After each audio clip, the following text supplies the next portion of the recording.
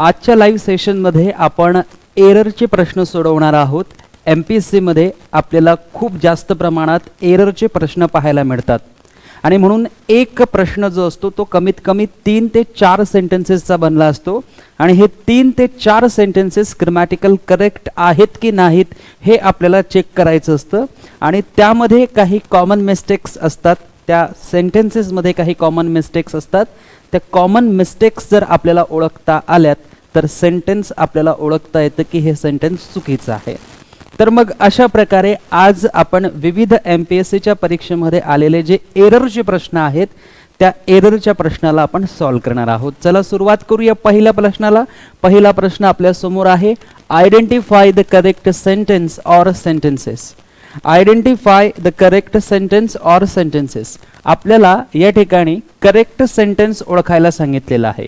एकतर correct sentence एक असू शकतं किंवा या ठिकाणी ऑब्लिक करून स्लॅश करून एस दिलेला आहे, याचा अर्थ होतो की करेक्ट सेंटेन्स एकापेक्षा जास्त देखील असू शकतात। मग आता आपल्याला बघायचं आहे की दिलेल्या सेंटेन्सेस पैकी कोणतं सेंटेन्स करेक्ट आहे। आता शी लुक्स चार्मिंग हे फर्स्ट सेंटेन्स आहे। या पहिल्या सेंटेन्सचा सब्जेक्ट शी आहे, सब्जेक्ट नंतर लुक्स जो आहे तो एक व्हर्ब आहे आणि त्याच्यानंतर हा जो चार्मिंग आहे हा चार्मिंग एक ॲडजेक्टिव्ह आहे। हा शी जो आहे एक सब्जेक्ट आहे, प्रोनाउन आहे, लुक्स एक व्हर्ब आहे, प्रेझेंट इंडेफिनिट टेन्स दाखवतो आणि चार्मिंग जो आहे तो एक ॲडजेक्टिव्ह आहे। मग आपल्याला लहानपणापासून सांगितलं जातं की व्हर्ब बद्दल माहिती सांगणाऱ्या शब्दाला ॲडवर्ब असं म्हणतात आणि म्हणून ज्या ज्या ठिकाणी व्हर्ब येईल त्या ठिकाणी त्याच्याबद्दलची माहिती सांगण्यासाठी ॲडवर्ब येईल, ॲडजेक्टिव्ह येणार नाही। आणि हीच आपली कॉमन मिस्टेक होते की प्रत्येक वेळेस व्हर्बची माहिती सांगण्यासाठी ॲडवर्बच येईल असं नाही।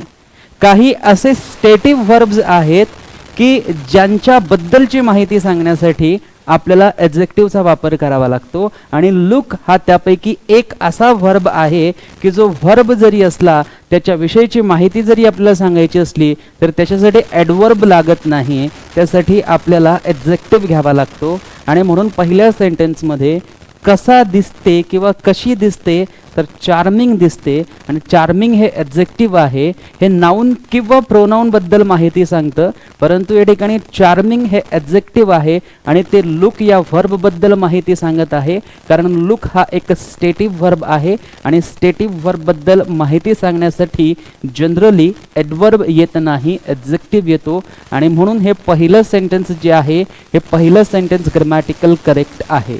बऱ्याच जणांना असं वाटेल की पहिलं सेंटेन्स चुकीचं आहे, चार्मिंगच्या ऐवजी चार्मिंगली असं असायला हवं होतं, परंतु चार्मिंगली हा ॲडवर्ब येणार नाही। त्याचं कारण मी स्पष्ट केलेलं आहे की लुक एक स्टेटिव्ह व्हर्ब आहे आणि स्टेटिव्ह व्हर्ब बद्दल माहिती सांगण्यासाठी ॲडवर्ब येत नाही, ॲडजेक्टिव्ह येत असतं।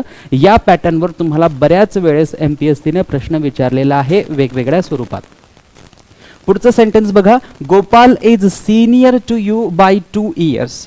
आता या ठिकाणी बघा गोपाल सेंटेन्सचा सब्जेक्ट आहे, त्याच्यानंतर इज या ठिकाणी मेन व्हर्ब म्हणून काम करते एक सेंटेन्ससाठी। त्यानंतर या ठिकाणी बघा सिनियर लिहिलेला आहे, सिनियर हा एक ॲडजेक्टिव्ह आहे आणि हा नेहमी कंपॅरेटिव्ह सारखाच काम करत असतो। त्यानंतर इथे जर आपण पाहिलं तर सिनियर नंतर टू लिहिलेला आहे। जनरली सिनियर नंतर आपल्याला द्यान येतं असं वाटतं, सिनियर द्यान, ज्युनियर द्यान असं आपल्याला वाटतं, ह्या कॉमन मिस्टेक्स आहेत। या कॉमन मिस्टेक्समुळेच आपल्याला असं वाटतं की सिनियर नंतर द्यान आलं पाहिजे, ज्युनियर नंतर द्यान आलं पाहिजे, परंतु असं होत नाही। सिनियर असेल, ज्युनियर असेल याच्यानंतर टूच येतं, हे तुम्हाला वारंवार मी आपल्या ॲडजेक्टिव्ह या प्रकरणामध्ये सांगितलेलं आहे। आपला जो ऑनलाईन कोर्स आहे त्यामध्ये 3 नंबरचं जे चॅप्टर आहे ॲडजेक्टिव्ह त्याच्यामध्ये तुम्हाला मी हे सर्व गोष्टी समजून सांगितलेल्या आहे। तर या ठिकाणी सिनियर नंतर टू येणार, टू नंतर यू येणार आणि बाय 2 years गोपाल तुझ्यापेक्षा 2 वर्षांनी सिनियर आहे। या सेंटेन्समध्ये कोणत्याही प्रकारची मिस्टेक नाही, हे सेंटेन्स ग्रामॅटिकल करेक्ट आहे। आता जर आपल्याकडे एक हे सेंटेन्स ग्रामॅटिकल करेक्ट येत आहे, दोनही सेंटेन्स ग्रामॅटिकल करेक्ट येत आहे किंवा पहिलेही सेंटेन्स जर ग्रामॅटिकल करेक्ट येत असेल तर आपण काय करू शकतो, काही ऑप्शन्स एलिमिनेट करू शकतो। म्हणजे पहिल्या ऑप्शनमध्ये एक आहे म्हणजे पहिलं ऑप्शन होऊ शकतं, परंतु दुसऱ्या ऑप्शनमध्ये पहिलं सेंटेन्स हे दिलेलंच नाहीये म्हणजे ऑप्शन बी आपलं कोणत्याही परिस्थितीत उत्तर होणार नाही। त्यानंतर या ठिकाणी सुद्धा एक ऑप्शन दिसत नाही, म्हणून ऑप्शन सी कोणत्याही परिस्थितीत उत्तर होणार नाही. आपल्याकडे ऑप्शन ए आणि ऑप्शन डी याच पर्यायांपैकी कोणताही एक पर्याय उत्तर होऊ शकतं. He is the most ideal teacher. He is the most ideal teacher. आता आयडियल हा जो शब्द आहे हा एक ॲडजेक्टिव्ह आहे आणि आयडियल हा जो ॲडजेक्टिव्ह आहे हा मुळात ॲब्सोल्यूट डिग्रीमध्ये आहे. आयडियल हा जो ॲडजेक्टिव्ह आहे हा मुळात ॲब्सोल्यूट डिग्रीचा आहे. मुळात हा सुपरलेटिव्ह डिग्री सारखा काम करतो आणि म्हणून याच्या आधी मोस्ट वापरण्याची गरज पडत नाही. मी तुम्हाला सांगितलं होतं परफेक्ट असा शब्द आहे, युनिक असा शब्द आहे, आयडियल असा शब्द आहे, मायनर असा शब्द आहे, मेजर असा शब्द आहे की यांच्यासोबत मोस्टचा वापरही केला जात नाही आणि मोरचाही वापर केला जात नाही. त्याचबद्दलची ही माहिती आहे की या ठिकाणी हा जो आयडियल शब्द आहे, या आयडियल शब्दाच्या आधी हा जो मोस्ट शब्द आहे हा चुकीचा आहे आणि हे शब्द या ठिकाणी चुकीचा असल्यामुळे हे सेंटेन्स रॉंग होणार. आणि ज्या ऑप्शनमध्ये आता सांगितलेलं असेल की तिसरं ऑप्शन बरोबर आहे ते ऑप्शन आपल्याला कॅन्सल करावं लागणार. इथे कुठेच तिसरं ऑप्शन बरोबर दिलेलं नाही आहे, म्हणजे पुन्हा एकदा आपल्याला ए आणि डी मध्येच कोणताही एक ऑप्शन आहे हे शोधावं लागणार. त्यानंतर आपण पाहू शकतो little money is better than none. Little money is better than none. आता बघा या ठिकाणी हा जो मनी शब्द आहे हा एक नाऊन आहे आणि या नाऊनच्या आधी यूज झालेला हा लिटल जो आहे हा काय आहे, एक ॲडजेक्टिव्ह आहे. म्हणजे हा संपूर्ण प्रश्न जो आहे हा पूर्ण प्रश्न, या पूर्ण प्रश्नांची ही जी 4 सेंटेन्सेस आहेत ही 4 सेंटेन्सेस कोणत्या चॅप्टरमधून आलेली आहे, ॲडजेक्टिव्ह चॅप्टरमधून आलेली आहे. आणि हा प्रश्न कधी विचारण्यात आलेला आहे याच्याबद्दल काही दिलेलं नाहीये. थोड्याच वेळात समजेल आपल्याला कोणत्या परीक्षेचा प्रश्न होता. हा ॲडजेक्टिव्ह या प्रकरणातील हा प्रश्न आहे. म्हणजे 4ही सेंटेन्सेस जे आहेत ते ॲडजेक्टिव्ह या प्रकरणावर आहेत. म्हणजे ॲडजेक्टिव्हचे कन्सेप्ट जर आपले क्लिअर असतील तर हे 4 सेंटेन्सेस बरोबर आहेत की चुकीचे आहेत, किंवा ज्या 4 सेंटेन्सेस पैकी कोणतं सेंटेन्स बरोबर आहे चुकीचं आहे हे आपल्याला ओळखता येतं. आणि याबद्दलची संपूर्ण इन्फॉर्मेशन मी तुम्हाला रेकॉर्डेड लेक्चर्समध्ये प्रोव्हाइड केलेली आहे. आजच आपला जो ऑनलाईन कोर्स आहे तो ओपन करायचा. 3 नंबरचं जे चॅप्टर आहे ते ओपन करायचं आणि 3 नंबरच्या चॅप्टरमध्ये मी तुम्हाला याबद्दलची सर्व माहिती दिलेली आहे ती पुन्हा एकदा बघायची. मग आता या ठिकाणी मनीच्या आधी हा लिटल एक ॲडजेक्टिव्ह आहे. मी तुम्हाला सांगितलं होतं की लिटल जे आहे ते अगदी नेगेटिव्ह आहे, म्हणजे अगदी कमी की ज्याच्याने आपलं काम होऊ शकत नाही. लिटल मनी म्हणजे इतका कमी पैसा की नाहीच्या बरोबर.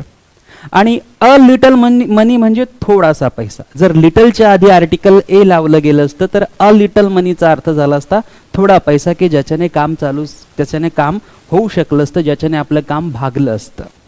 मग या ठिकाणी जर आपण पाहिलं तर little money is better than none, म्हणजे काहीही पैसे नसण्यापेक्षा थोडेसे पैसे असणे कधीही बरे. काहीच पैसे नसण्यापेक्षा थोडे पैसे असलेले कधीही बरे, या अर्थाने हे एक सेंटेन्स आहे. मग या ठिकाणी लिटल मनी म्हणजेही काहीच पैसा नाही आणि नन म्हणजे सुद्धा काहीच पैसा नाही. म्हणजे या ठिकाणी पॅरलल कंपॅरिझन होत नाहीये आणि पॅरलल कंपॅरिझन होत नाहीये म्हणून हे सेंटेन्स जे आहे हे सेंटेन्स कॅन्सल होणार, चुकीचं होणार.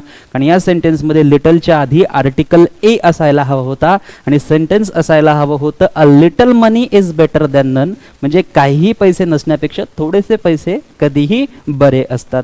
म्हणून या ठिकाणी चौथं सेंटेन्स जे आहे ते कॅन्सल होणार. आणि अशा पद्धतीने जर आपण पाहिलं तर पहिलं आणि दुसरं सेंटेन्स आपल्याला ग्रामॅटिकल करेक्ट दिसत आहे आणि पहिलं आणि दुसरं सेंटेन्स जर आपण पाहिलं तर ऑप्शन डी मध्ये आहे आणि म्हणून ऑप्शन ए जे आहे ते कॅन्सल होणार.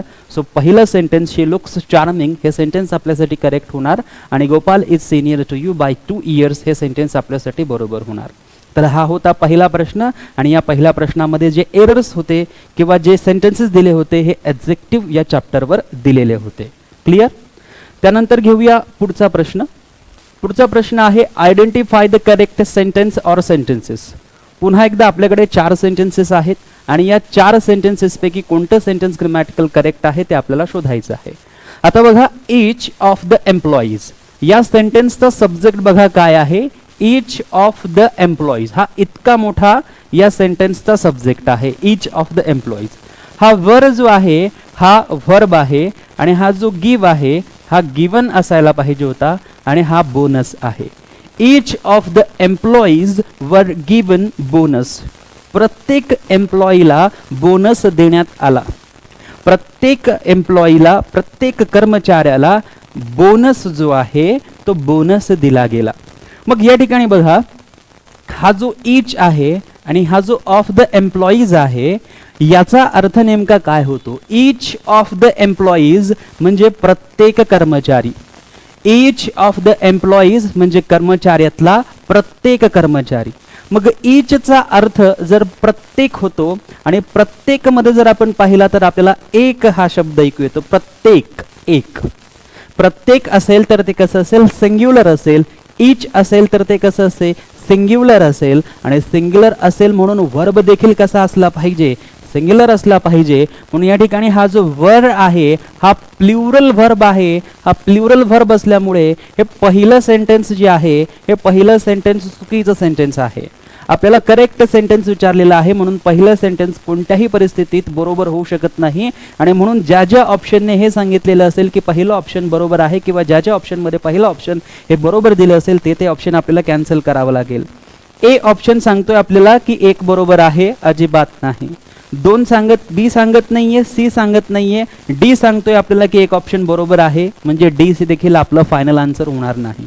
ए फायनल आन्सर होऊ शकत नाही, डी फायनल आन्सर होऊ शकत नाही, होईल तर सी किंवा डी होऊ शकतं. चला दुसरं सेंटेन्स बघा. Each of the employees was given bonus. आता या ठिकाणी बघा, ईच ऑफ द एम्प्लॉईज. आता एम्प्लॉईज म्हणजे कोण? कर्मचारी, एकापेक्षा जास्त कर्मचारी. त्या एकापेक्षा जास्त कर्मचाऱ्यांपैकी प्रत्येक कर्मचारी, म्हणजे इथे काय सांगितलेलं आहे? Each of the employees. हा ईच जो आहे हा प्रत्येकला रिप्रेझेंट करतो. प्रत्येकला रिप्रेझेंट करत असल्यामुळे हा सिंग्युलर आहे. आणि सब्जेक्ट जर सिंग्युलर आहे तर वर्ब देखील सिंग्युलर असला पाहिजे. आणि या ठिकाणी आपण पाहू शकतो वॉज हा सिंग्युलर वर्ब आहे.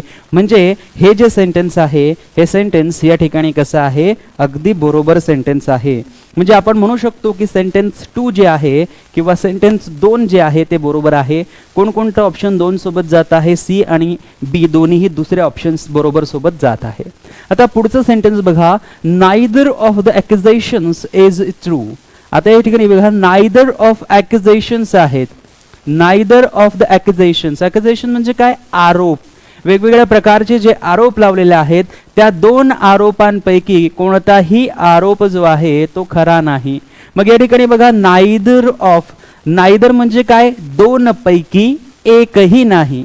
नायदर म्हणजे काय? दोन पैकी एक पण नाही. म्हणजे जे दोन्ही आरोप लावण्यात आलेले आहे त्या दोन्ही आरोपांपैकी एकही आरोप खरा नाही. मग नायदर ऑफ म्हणजे काय? दोन्ही पैकी एकही नाही. मग इथे काय म्हणतो आपण? एकही नाही. म्हणून एक हा लक्षात घ्यावा लागेल. एक हा लक्षात घ्यावा लागेल. म्हणून आपल्याला सिंग्युलर लक्षात घ्यावं लागेल, एकवचन लक्षात घ्यावं लागेल. सिंग्युलर एकवचन असल्यामुळे व्हर्ब जो आहे तो आपल्याला सिंग्युलर घ्यावा लागेल. आणि इथे बघा, हा इज जो आहे हा कसा आहे? सिंग्युलर आहे. म्हणून हे सेंटेन्स जे आहे हे सेंटेन्स कसं आहे? बरोबर आहे. म्हणजे दुसरं आणि तिसरं सेंटेन्स बरोबर आहे. सी काय म्हणतंय? दुसरं आणि चौथं बरोबर आहे. तिसरं बरोबर असून देखील सी म्हणत नाहीये की ते बरोबर आहे. म्हणून सी कॅन्सल होणार. ऑप्शन बी सोबत जावं लागेल की दुसरं आणि तिसरं सेंटेन्स जे आहे ते बरोबर आहे. मग उत्तरापर्यंत आपण पोहोचून गेलेलो आहोत. परीक्षेमध्ये जर आपण आपल्या उत्तरापर्यंत पोहोचलो तर लगेच दुसऱ्या प्रश्नाकडे आपण वळू शकतो. परंतु हे ॲनालिसिस सेशन असल्यामुळे आपण आता हेही सेंटेन्स चेक करूया याच्यामध्ये काय चुकी आहे. Neither of the accusations. Accusations बरोबर आहे, परंतु इथे आर बघा लिहिलेला आहे प्लुरल, आणि हा आर जो आहे हा चुकीचा आहे. म्हणून चौथं सेंटेन्स चुकीचं होणार. म्हणून आपल्याला ऑप्शन बी सोबतच जावं लागणार. क्लिअर आहे इथपर्यंत? म्हणजे या ठिकाणी हा जो प्रश्न आहे हा प्रश्न आपल्याला प्रोनाऊन या चॅप्टरवर विचारण्यात आलेला आहे. प्रोनाऊन या चॅप्टरचे हे चारही सेंटेन्सेस आहेत. सेकंड चॅप्टर जे आहे प्रोनाऊन, आजच आपला ऑनलाईन कोर्स ओपन करा, आत्ताच ओपन करा हा व्हिडिओ झाल्यानंतर. त्यामधील प्रोनाऊन चॅप्टर बघा आणि प्रोनाऊन चॅप्टरमध्ये जिथे डिस्ट्रीब्युटिव्ह प्रोनाऊन हा टॉपिक दिसेल, जो व्हिडिओ डिस्ट्रीब्युटिव्ह प्रोनाऊनचा असेल तो व्हिडिओ जरा एकदा पुन्हा तुम्ही पहा. म्हणजे अशा प्रकारचे सेंटेन्सेस जे आहेत या सेंटेन्सेसमध्ये तुमच्या चुका होणार नाही. तुम्हाला लगेच ओळखता येईल की कोणतं सेंटेन्स करेक्ट आहे, कोणतं सेंटेन्स इनकरेक्ट आहे. हा प्रश्न विचारण्यात आलेला आहे एक्साइज इन्स्पेक्टर एक्झामिनेशन 2017. त्यानंतर घेऊया आपण आजचा आपला पुढचा प्रश्न. पुढचा प्रश्न PSI mains 2017. Identify the correct sentence or sentences. 1 2 3 4 4 sentences दिलेले आहेत. पहिलं सेंटेन्स रीड करूया. A committee. अ कमिटी हे सेंटेन्सचा सब्जेक्ट आहे. वॉज हा व्हर्ब आहे. सेटअप हा देखील व्हर्ब आहे. म्हणून वॉज सेटअप जे आहे ती एक व्हर्ब फ्रेज होणार. To look at the problem. To look at the problem. आता बघा या ठिकाणी अ कमिटी वॉज सेटअप. एक कमिटी जी आहे तिला तयार करण्यात आलं. A committee was set up. एक कमिटी तयार करण्यात आली. To look at the problem.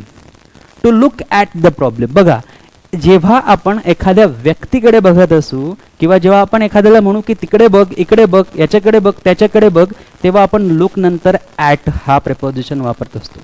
जसं मला तुम्हाला म्हणायचं माझ्याकडे बघा तर मी काय म्हणणार लुक ॲट मी. मला जर म्हणायचं त्याच्याकडे बघा लुक ॲट हिम.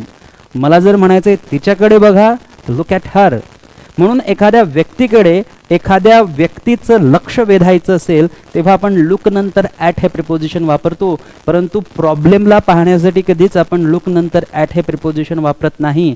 आणि म्हणून या ठिकाणी हा जो ॲट प्रिपोजिशन वापरलेला आहे हा ॲट प्रिपोजिशन कसं आहे चुकीचं आहे. आणि म्हणून हे सेंटेन्स जे आहे हे सेंटेन्स कसं होणार चुकीचं होणार. मग पहिलं सेंटेन्स जर रॉंग झालं तर ज्या ऑप्शनने 1 हे बरोबर सांगितलेलं आहे ते ऑप्शन कॅन्सल होणार. मग ऑप्शन ए जे आहे ते 1 बद्दल बोलतंय की बरोबर आहे. ऑप्शन सी जे आहे की जे बोलतंय की 1 जे आहे ते बरोबर आहे. आता एकतर आपलं दुसरं आणि तिसरं सेंटेन्स बरोबर असणार किंवा आपले वरचे सगळे सेंटेन्सेस जे आहेत ते बरोबर असणार असं ऑप्शन डी चं म्हणणं आहे. मग इथूनच आपण आपल्या उत्तरापर्यंत पोहोचतोय की जर पहिलं सेंटेन्स चुकीचं आहे तर याचा अर्थ क्लिअर आहे की all of the above sentences जे आहेत ते बरोबर होऊ शकत नाही. आणि म्हणून शिल्लक राहिलं एकच ऑप्शन ऑप्शन बी. हेच आपलं उत्तर राहणार की दुसरं आणि तिसरं जे सेंटेन्स आहे तेच बरोबर आहे. मग आता बघा she kept on crying in spite of my assurance of help.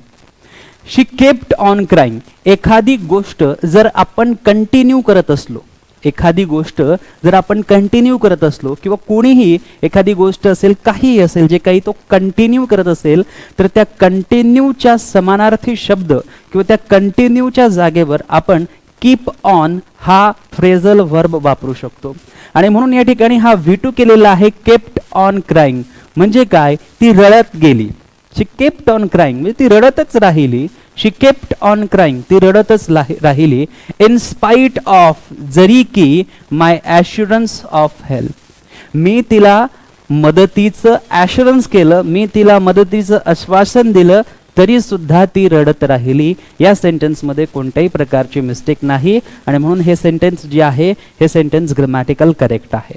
त्यानंतर बघा we must look upon social evils as nuisance. या ठिकाणी बघा we must look upon. Look अपॉनचा अर्थ होतो ऑब्झर्व करणे आणि त्याच्यावर काम करणे. लुक अपॉनचा अर्थ होतो त्याच्यामध्ये जाऊन त्याला स्क्रुटिनाइज करणे आणि त्याच्यावर वर्क करणे त्याच्यावर काम करणे. So we must look upon social evils. सामाजिक ज्या कुरीती आहे सामाजिक ज्या कुप्रथा आहेत त्यांच्याबद्दल आपण काय केलं पाहिजे वी मस्ट लुक अपॉन. त्यांच्यावर आपण ऑब्झर्व करून त्यांच्यावर काम केलं पाहिजे. त्यांना आपण सोडवलं पाहिजे ॲज न्यूसेन्स. म्हणजे या सेंटेन्समध्ये देखील आपल्याला कोणत्याही प्रकारची मिस्टेक मिळत नाही. चौथं सेंटेन्स बघा his parents looked over with a triumphant smile. आता या ठिकाणी बघा हिज पॅरेंट्स लिहिलेलं आहे त्यानंतर लुक्ड लिहिलेलं आहे त्यानंतर ओव्हर पण आहे आणि विथ पण आहे. आता his parents looked over with a triumphant smile. Triumphant म्हणजे काय विजेता असल्यासारखी स्माइल देणे. म्हणजे बऱ्याचदा आपण बघतो की एखादा संघ ज्यावेळेस जिंकतो किंवा एखादा बॉलर असेल तो ज्यावेळेस एखादा बळी घेतो विकेट घेतो त्यावेळेस तो एक स्माइल करतो. मग त्याच पद्धतीने his parents looked over with triumphant smile म्हणजे विजेता असल्यासारखी त्यांनी स्माइल केली विजेता झाल्यासारखी त्यांनी स्माइल केली. बघा his parents looked over. Over आता इथे येणार नाही. इथे आपल्याला एकच प्रिपोजिशन घ्यावा लागेल with. Looked with a triumphant smile. आणि म्हणून इथे ओव्हर असल्यामुळे हे सेंटेन्स जे आहे हे सेंटेन्स चुकीचं होणार. दुसरं आणि तिसरं सेंटेन्स आपलं बरोबर होणार. सो ऑप्शन बी मध्ये ऑलरेडी आपण दुसऱ्या आणि तिसऱ्या सेंटेन्स बद्दल गेलो होतो. म्हणजे या ठिकाणी जर आपण पाहिलं तर या ठिकाणी हा जो प्रश्न विचारण्यात आलेला आहे, हा प्रश्न विचारण्यात आलेला आहे प्रेपोजिशन या टॉपिकचा, किंवा याला आपण म्हणू शकतो फ्रेझल व्हर्ब्स. Phrasal verbs. आणि म्हणून आपल्या MPSC ऑनलाईन कोर्समध्ये लाईव्ह लेक्चर नावाचं जे फोल्डर आहे त्याच्यामध्ये जवळपास आपण 17 व्हिडिओज घेतलेले आहेत प्रिपोजिशनचे. प्रत्येक व्हिडिओ हा 45 मिनिटापासून ते 1 तासापर्यंतचा व्हिडिओ आहे. हे सर्व प्रिपोजिशन्सचे लेक्चर्स जर तुम्ही पाहिले तर येणाऱ्या कोणत्याही एक्झामिनेशनमध्ये तुम्हाला प्रिपोजिशनचा प्रश्न सोडवता येईल, म्हणजे येईलच. तुमचा एकही प्रश्न प्रिपोजिशनचा चुकणार नाही. 17 व्हिडिओ म्हणजे 17 तास तुम्हाला द्यायचे. एकदा जर तुम्ही हे 17 व्हिडिओज पाहिलेत, प्रेपोजिशन तुमचं कधीही चुकणार नाही. म्हणून असे प्रश्न जे कंपल्सरीली आपल्याला एरर म्हणून विचारण्यात येतात आपल्या MPSCच्या एक्झामिनेशनमध्ये, त्यांचं करेक्ट आन्सर जे आहेत हे जर आपल्याला देता आलं तर आपले मार्क्स वाढतात. कारण असे प्रश्न जे आहेत हे सर्वजण स्किप करतात. इंग्रजीच्या प्रश्नपत्रिकेमध्ये जनरली काय होतं की आपण जो अभ्यास करतो त्या अभ्यासावर आपल्याला जनरली प्रश्न विचारला जात नाही. कारण आपण अभ्यास जो करतो तो जर एका व्यवस्थित रुटीनने केलेला असेल, एका व्यवस्थित स्टेप बाय स्टेप जर केलेला असेल, सांगितलेल्याप्रमाणे जर आपण आपला अभ्यास केलेला असेल तर नक्कीच आपल्याला प्रश्न कळतात. परंतु बऱ्याच जणांचा हाच प्रॉब्लेम होतो की अभ्यास करून जातात परंतु प्रश्न त्यांच्या अभ्यासातनं येत नाही. कारण प्रश्न अशा प्रकारचे विचारले जातात. आणि म्हणून आपण जे प्रश्न स्किप करतो किंवा आपण जे प्रश्न सोडवत नाही तेच प्रश्न जेव्हा दुसरे व्यक्ती सोडवतात, दुसरे विद्यार्थी सोडवतात, तेव्हा नक्कीच त्यांचा स्कोर वाढतो आणि ते पुढे जातात आणि आपण इंग्रजीच्या या प्रश्नांमुळे मागे मागे जातो. आणि म्हणून कोणताही प्रश्न असो कमीत कमी त्याला अटेम्प्ट आपल्याला करता आलं पाहिजे. असा एकही प्रश्न आपल्याला परीक्षेत दिसायला नको की त्याच्याबद्दल आपण कधी आपल्या ऑनलाईन कोर्समध्ये माहिती घेतलेली नाही आहे, असं कधीच होणार नाही. आपल्या ऑनलाईन कोर्समध्ये मी तुम्हाला इतके व्हिडिओज दिलेले आहेत की ते सर्व व्हिडिओज जर तुम्ही पाहिलेत तर तुम्हाला कधीच असं वाटणार नाही की परीक्षेत गेल्यानंतर हा प्रश्न आपला अनोळखी आहे. प्रश्न तुम्हाला ओळखीचाच वाटणार. 4 सेंटेन्सेसपैकी 3 सेंटेन्सेस तर तुम्ही बरोबर पाहणार की कसे आहेत, कसे कुठे आहेत, आणि त्याच्यानुसार आपण ऑप्शन्सपर्यंत पोहोचूही शकतो. या 4 प्रकारच्या सेंटेन्सेसमध्ये हिंट दिलेली असते की तुम्हाला 2 सेंटेन्सेस जरी ओळखता आले तरी तुम्ही तुमच्या उत्तरापर्यंत option through, elimination method through पोहोचू शकतो. आणि तेच मी तुम्हाला दाखवण्याचा प्रयत्न करतोय. तर घेऊया पुढचा प्रश्न. पुढचा प्रश्न आहे identify the correct sentence or sentences. 4च ऑप्शन्स आहेत त्यामुळे कोणतंही एक सेंटेन्स बरोबर असेल. Are you a member in the committee? Second, are you a member of the committee? Third, are you a member on the committee? And fourth, are you a member at the committee? आता बघा, एखादा व्यक्ती जर एखाद्या ग्रुपचा सदस्य असेल, एखादा व्यक्ती जर एखाद्या ग्रुपचा सदस्य असेल आणि तो जर त्या ग्रुपमध्ये असेल तर त्याला आपण ऑन द कमिटी असं म्हणणार किंवा ऑन द ग्रुप असं म्हणणार. किंवा एखादा व्यक्ती CBI मध्ये असेल, CBIचा मेंबर असेल तर आपण ऑन द CBI असं म्हणणार. एखादा व्यक्ती जर CID मध्ये असेल, CIDचा मेंबर असेल तर ऑन CID असं म्हणणार, he is the member on CID. एखादा व्यक्ती मेंबर असेल आणि तो पार्लमेंटचा मेंबर असेल तर he is the member on parliament असं आपण म्हणतो. म्हणून त्याच प्रकारे हा जो कमिटीचा मेंबर आहे हा ही मेंबर ऑन द कमिटीच होणार. आणि म्हणून या ठिकाणी are you member in the committee होऊ शकत नाही, are you a member of the committee होऊ शकत नाही, are you a member on the committee हेच आपलं करेक्ट होणार. Are you a member at the committee हे सुद्धा होऊ शकत नाही. आणि म्हणून पहिलं चुकीचं, दुसरं चुकीचं, चौथं चुकीचं, तिसरं ऑप्शन जे आहे ते अगदी बरोबर होणार. आणि ज्या वेळेस मी तुमचा ऑनलाईन लेक्चरमध्ये, लाईव्ह लेक्चरमध्ये प्रेपोजिशन हा चॅप्टर घेतलेला आहे, त्या प्रेपोजिशन चॅप्टरमध्ये मी तुम्हाला ऑन प्रेपोजिशनबद्दल माहिती देताना सांगितलेलं आहे की ऑन हा स्पेशली ग्रुपवर जर एखादा व्यक्ती मेंबर असेल तर त्याला दाखवण्यासाठी सुद्धा होत असतो. ऑनचा वापर एखादं पुस्तक कशावर आधारित आहे, एखादी स्टोरी कशावर आधारित आहे ते दाखवण्यासाठी देखील होत असतो. हे आपल्याला हे पण सांगण्यात आलेलं आहे की ऑनचा वापर काहीतरी सुरू आहे हे दाखवण्यासाठी देखील होत असतो.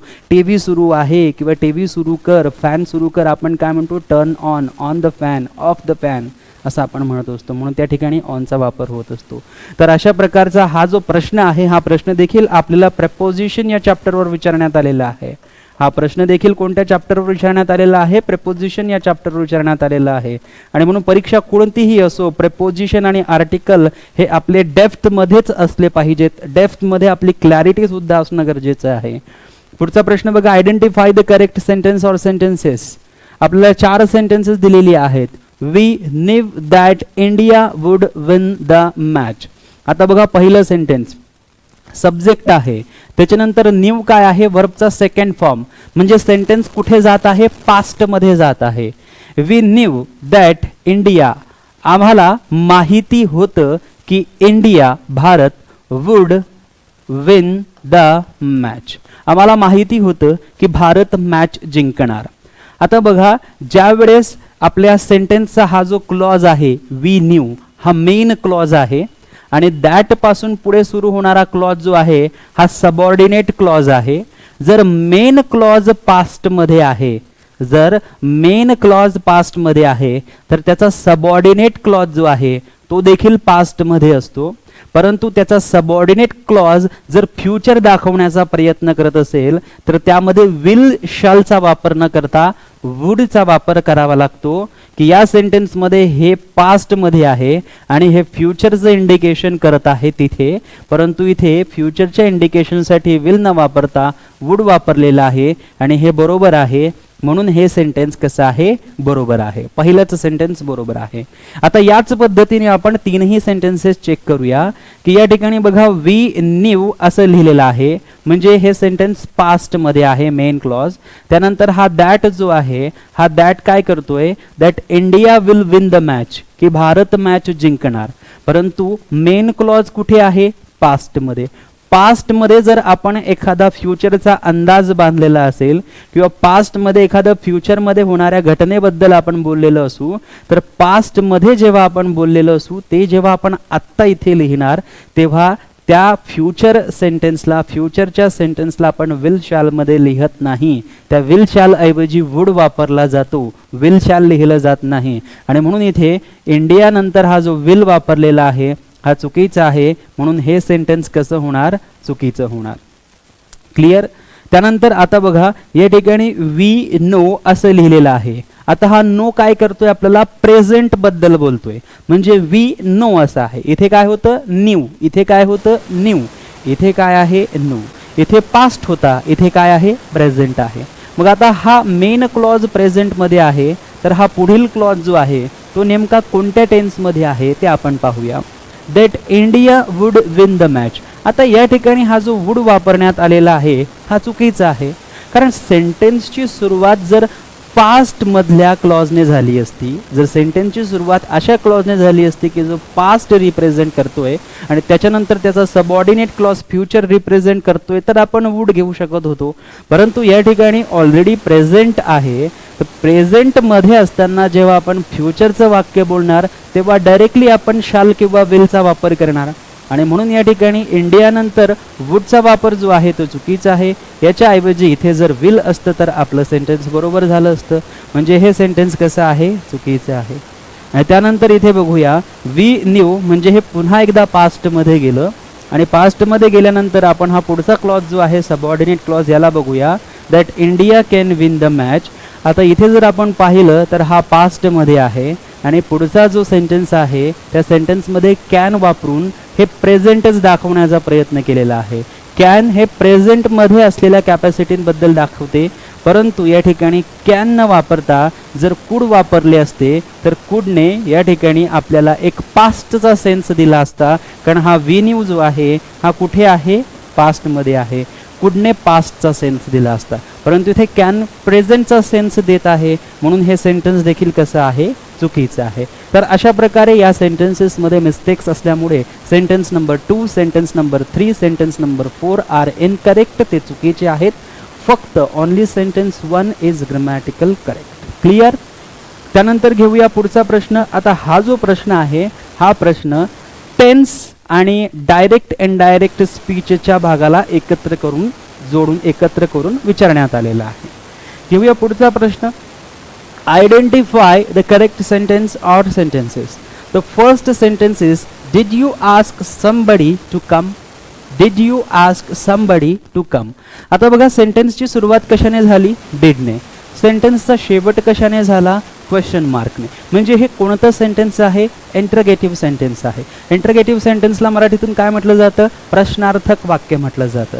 मग हे प्रश्नार्थक वाक्य जे आहे यामध्ये आपल्याला हा डिड लिहिल्यानंतर इथे सब्जेक्ट घ्यावा लागतो की जो अगदी बरोबर आहे. इथे V1 घ्यावा लागतो आस्क की जो अगदी बरोबर आहे. परंतु हा जो समबडी लिहिलेला आहे हा समबडी फक्त पॉझिटिव्ह वाक्यांमध्ये वापरला जातो. नेहमी लक्षात ठेवायचं की जे असर्टिव्ह सेंटेन्सेस आहेत किंवा जे अफर्मेटिव्ह सेंटेन्सेस आहेत त्यांचं जे पॉझिटिव्ह वाक्य आहे त्या पॉझिटिव्ह वाक्यामध्येच समबडीचा वापर केला जातो. इंटरगेटिव्ह सेंटेन्सेसमध्ये समबडीचा वापर केला जात नाही. आणि म्हणून या ठिकाणी हा जो समबडी आहे हा समबडी चुकीचा आहे. या समबडीच्या ऐवजी इथे आपल्याला काय यूज करायला हवा होता, एनीबडी यूज करायला हवं होतं. मग सेंटेन्स झालं असतं did you ask anybody to come. Did you ask anybody to come हे सेंटेन्स आपल्यासाठी करेक्ट झालं असतं. म्हणजे पहिलं सेंटेन्स जे आहे ते चुकीचं आहे. मग जे ऑप्शन आपल्याला सांगेल की पहिलं सेंटेन्स बरोबर आहे त्यांना एलिमिनेट करायचं. सी पण सांगते की पहिलं बरोबर आहे एलिमिनेट करायचं. डी पण सांगते पहिलं बरोबर आहे एलिमिनेट करायचं. एकच सेंटेन्समध्ये जर आपल्याला हा छोटासा पॉईंट माहिती असेल तर 3 ऑप्शन्स तुम्हाला एलिमिनेट करता आली आणि बाकीचे सेंटेन्सेस चेक न करता तुम्हाला तुमचं राईट आन्सर पण मिळालं, तुमचा वेळ पण वाचला आणि लगेच तुम्ही दुसऱ्या क्वेश्चन्सला अटेम्प्ट पण करू शकता. दुसरं सेंटेन्स बघा, one must not praise one self. आता बघा सेंटेन्सची सुरुवात कशाने झाली, वन. सेंटेन्सचा सब्जेक्ट काय आहे, वन. वन म्हणजे एक नाही, वन म्हणजे प्रत्येक व्यक्ती. वन म्हणजे एक नाही, प्रत्येकाने आपण जेव्हा असं म्हणतो त्या अर्थाने इंग्लिशमधून वन वापरतो. या ठिकाणी मस्ट जो आहे तो एक मॉडेल व्हर्ब आहे. त्यानंतर हा जो नॉट आहे हा त्याला नेगेटिव्ह करण्यासाठी आलेला आहे, मस्ट नॉट. आणि त्याच्यानंतर हा प्रेज जो आहे हा व्हर्बचा फर्स्ट फॉर्म आहे. आणि हा वन असल्यामुळे या ठिकाणी आपण जो यूज केलेला रेफ्लेक्सिव्ह प्रोनाउन आहे तो आहे वन सेल्फ. म्हणून सेंटेन्सची सुरुवात जर वनने होत असली तर रेफ्लेक्सिव्ह प्रोनाउन किंवा एम्फॅटिक प्रोनाउन म्हणून आपण वन सेल्फचा वापर करतो. मग या ठिकाणी वन सेल्फ जे आहे ते अगदी बरोबर आहे. म्हणून सेंटेन्स 2 जे आहे ते ग्रामॅटिकल बरोबर आहे. मग आता बऱ्याचदा काय केलं जातं की या ठिकाणी वन घेतला जातो परंतु इथे वन सेल्फ न लिहिता हिमसेल्फ लिहून दिलं जातं, हरसेल्फ लिहून दिलं जातं. ते चालत नाही. वनने सुरुवात असेल तर वन सेल्फ घ्यावा लागेल किंवा वन्स घ्यावा लागेल पॉझेसिव्ह एडजेक्टिव्ह म्हणून. तिसरं सेंटेन्स बघा, आता येथे सुद्धा वननेच सुरुवात झालेली आहे. म्हणजे प्रत्येक जण, one must not praise one self, प्रत्येकाने प्रत्येकाची तारीफ जी आहे ती करायला नको. सो या ठिकाणी one can not be, one can not be. आता हा वन जो आहे हा सुद्धा प्रत्येक जण आहे. कॅन नॉट, कॅन नॉट या ठिकाणी बघा जोडलेला आहे. कॅन आणि नॉट हे दोन्ही शब्द एकमेकांना जोडलेली आहे. बऱ्याचदा असं बऱ्याच जणांना वाटतं की कॅन आणि नॉट हे वेगवेगळे लिहिली तरच सेंटेन्स बरोबर असेल. नाही, कॅन आणि नॉट हे कधीही वेगवेगळे लिहिले जात नाही. कॅन आणि नॉटला नेहमी एकाच शब्दामध्ये लिहिलं जातं या पद्धतीने, one can not be. So one can not be, प्रत्येक जण राहू शकत नाही, होऊ शकत नाही. टू केअरफुल, जास्त केअरफुल राहू शकत नाही. About of his good name, प्रत्येक जण आपल्या नावाबद्दल जास्त केअरफुल राहू शकत नाही. मग आता या सेंटेन्स मध्ये काय चूक आहे बघा, इथे वनने सुरुवात झालेली आहे ना. मग इथे वनने सुरुवात झालेली आहे, इथे कॅन नॉट बरोबर आहे, इथे बी बरोबर आहे, इथे टू बरोबर आहे, इथे केअरफुल बरोबर आहे, इथे ऑफ बरोबर आहे. हा जो हिज आहे हा हिज मुळात चुकीचा आहे. सेंटेन्सची सुरुवात कशाने झाली, वनने. सेंटेन्सची सुरुवात हीने झालेली आहे का, नाही. सेंटेन्सची सुरुवात एव्हरीवन एव्हरीबडीने झालेली आहे का, नाही. सेंटेन्सची सुरुवात समबडे समवनने झालेली आहे का, नाही. मग इथे या ठिकाणी हिज जो आहे तो आला असता. परंतु सेंटेन्सची सुरुवात वनने आहे म्हणून या हिजच्या ऐवजी इथे आपल्याला काय लिहावा लागणार, वन्स घ्यावा लागणार. ONE नंतर अपॅस्ट्रॉफी आणि नंतर S हा वन्स घ्यावा लागेल, तेव्हा हे सेंटेन्स बरोबर होईल. परंतु आता मात्र हे सेंटेन्स जे आहे हे कसं आहे, चुकीचं आहे. म्हणून फक्त सेंटेन्स 2 बरोबर आहे की जे ऑलरेडी आपण मार्क केलेलं आहे ऑप्शन्स एलिमिनेशन्स मेथडने.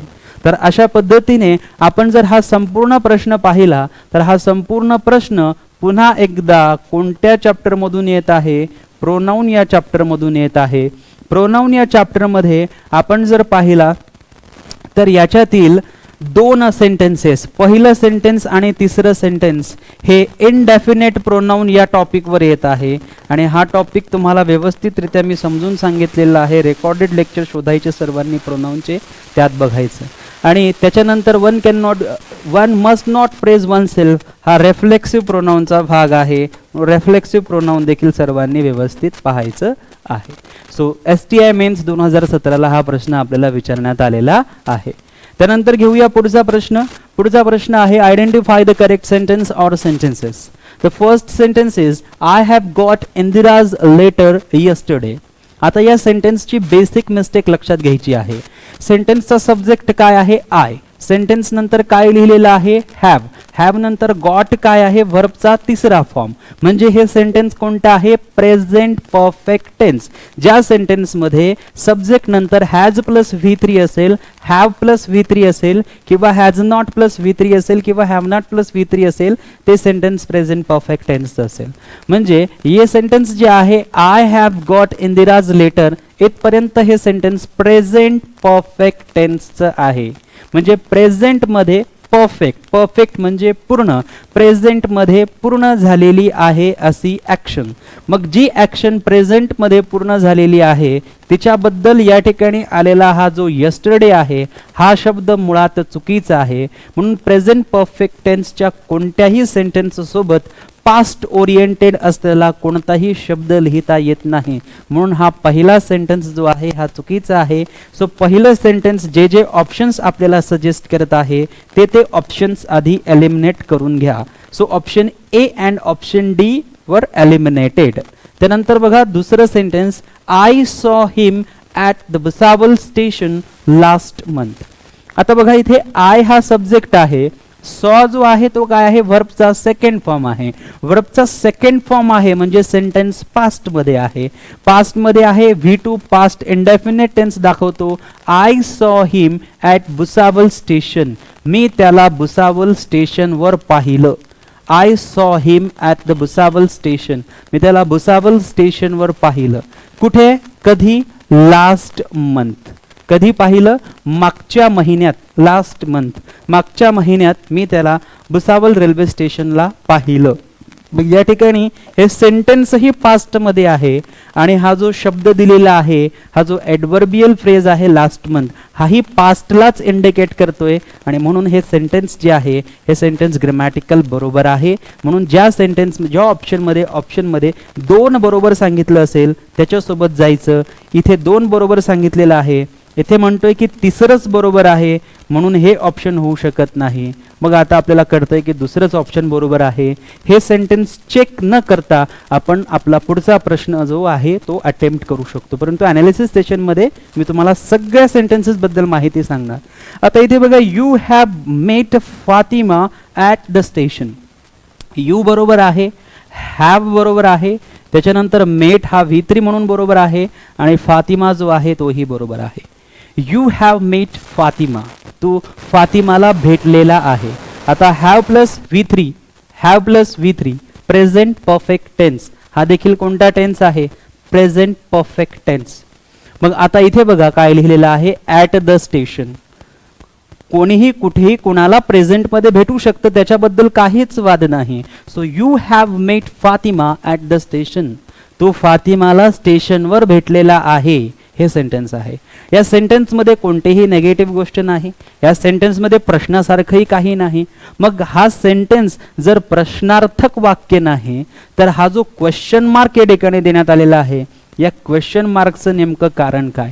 हा क्वेश्चन मार्क जो दिलेला आहे हा अननेसेसरी आहे, हा अनावश्यक असलेला क्वेश्चन मार्क आहे की जो मुद्दाम त्या ठिकाणी लिहिण्यात आलेला आहे की आपण घाईत हे सेंटेन्स वाचणार इथपर्यंत आणि आपल्याला वाटेल की सेंटेन्सच्या स्ट्रक्चरमध्ये नेमका काही एरर नाही, परंतु फक्त सर्वात शेवटी जर आपण पाहिलं तर क्वेश्चन मार्क दिलेला आहे आणि क्वेश्चन मार्क जर आपण पाहिला नाही तर आपल्याला सेंटेन्स पूर्णपणे योग्य वाटणार. क्वेश्चन मार्कला जर आपण पाहिलं तर आपल्याला सेंटेन्स चुकीचं वाटणार आणि म्हणून घाईत प्रश्न जर सोडवला आणि क्वेश्चन मार्ककडे लक्ष नसलं तर हा सेंटेन्स जो आहे हा सेंटेन्स आपला चुकू शकतो. परंतु पहिले 2 सेंटेन्सेस माहिती असतील तर आपण आपल्या ऑप्शन पर्यंत देखील पोहोचले आहात. म्हणून अशा प्रकारच्या चुका आपल्याला पुढच्याही काही परीक्षांमध्ये करून दिल्या जातील, तेव्हा आपल्याला पंक्च्युएशन देखील व्यवस्थित पाहायचं आहे. म्हणून हे सेंटेन्स जे आहे हे सेंटेन्स पूर्ण चुकीचं आहे. सो एकच सेंटेन्स बरोबर होणार, सेंटेन्स 2, आणि ऑप्शन बी जे आहे ते याकरिता बरोबर आहे. मग हा जो प्रश्न आहे, हे जे तीनही सेंटेन्सेस आहेत, हे तीनही सेंटेन्सेस कोणत्या टॉपिकमधून आलेली आहेत? टेन्स या चॅप्टरमधून आलेली आहेत. टेन्स या चॅप्टरचे कंप्लीट 20 व्हिडिओज आपल्या ऑनलाईन कोर्समध्ये आहे. प्रत्येक व्हिडिओ कमीत कमी 2 वेळेस आणि जास्तीत जास्त 3 वेळेस 4 वेळेस तुम्हाला पाहायचं आहे, जेणेकरून तुमचे टेन्सचे सर्व कन्सेप्ट्स, सर्व संकल्पना, एक्सेप्शन्स जे आहेत ते सर्व व्यवस्थित होतील आणि येणाऱ्या सर्व परीक्षांमध्ये तुम्हाला टेन्सचे जे सेंटेन्सेस आहेत त्यांच्यामध्ये चुकाही शोधता येतील आणि सर्व सेंटेन्सेस जे आहेत ते योग्य पद्धतीने तुम्हाला बघता येतील. त्यानंतर आपण पाहूया पुढचा प्रश्न. पुढचा प्रश्न आहे identify the correct sentence or sentences. The first sentence is father comes home at 5 o'clock. दुसरं सेंटेन्स आहे father comes to home at 5 o'clock. आणि तिसरं सेंटेन्स आहे the children brought a stray kitten home. आता बघा, नेहमी लक्षात ठेवायचं की कोणीही घरी येत असेल, होम, होम म्हणजे काय की ज्या ठिकाणी आपण राहतो. होम म्हणजे काय? घर. आणि घरामध्ये काय असतात? आपले घरचे मेंबर्स असतात, आपले रिलेटिव्स असतात, म्हणजे आपले घरातील सर्व मेंबर्स असतात, फॅमिली मेंबर्स असतात. आणि जिथे हा जिव्हाळा असतो, जिथे हे प्रेम असतं, जिथे हे अपेक्षण असतं, त्याला आपण घर म्हणत असतो. आणि हाऊस म्हणजे काय? एक बिल्डिंग असते, कुणाचं तरी घर आहे, मग ते एक हाऊस म्हणून आपण म्हणू शकतो. परंतु ज्या घरामध्ये लोक आहेत, प्रेम आहे, जिव्हाळा आहे, सर्व अपेक्षण आहे, तिथे आपण त्याला होम म्हणत असतो. आणि म्हणून फादर कम्स होम, तर होमच्या आधी हा जो टू प्रिपोजिशन आहे हा वापरला जात नाही. होमच्या आधी टू हा प्रिपोजिशन वापरला जात नाही. आय एम गोइंग होम हेच सेंटेन्स बरोबर होणार. I am going to home हे सेंटेन्स चुकीचं होणार.